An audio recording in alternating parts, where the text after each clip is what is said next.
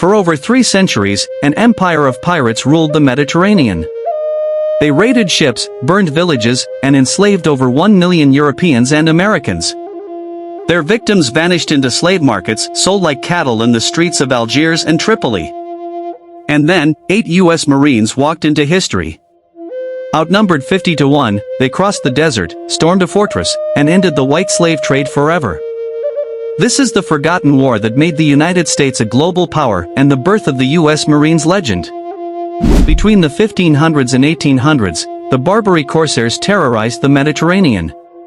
From their strongholds in Morocco, Algeria, Tunisia, and Libya, they hunted European and American ships, seizing cargo and people. But the sea wasn't their only hunting ground.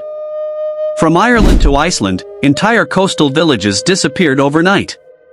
In 1631, corsairs raided Baltimore, Ireland, kidnapping nearly the entire town. Women, children, even priests dragged in chains to the slave markets of North Africa.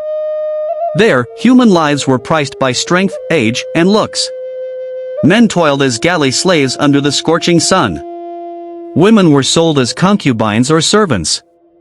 A few converted to Islam and rose through the ranks, but most never saw their homes again. The Barbary states demanded tribute payments, protection money, from nations that wanted safe passage.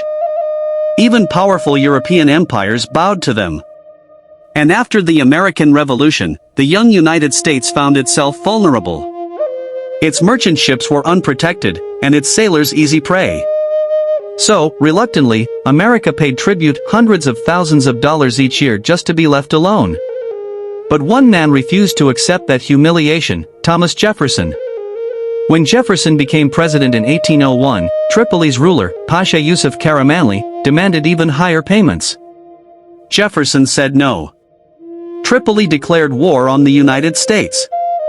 And for the first time in history, American warships crossed the Atlantic. The U.S. Navy, still young and untested, blockaded Tripoli's coast. And the U.S. Marines were sent on their first overseas mission. In 1805, William Eaton, a daring former U.S. consul, hatched an impossible plan. He and Lieutenant Presley O'Bannon would lead a tiny force, just 8 U.S. Marines, a few dozen Greek mercenaries, and 500 Arab fighters across 600 miles of desert. Their destination, the city of Derna, a fortress on Libya's coast. Their mission: topple the Pasha's rule and end his pirate empire. The march was brutal. Scorching heat, sandstorms, and betrayal haunted every step. But on April 27, 1805, they reached Derna and attacked. The defenders outnumbered them 4-1. Cannon fire tore through the sand as O'Bannon and his Marines charged the walls.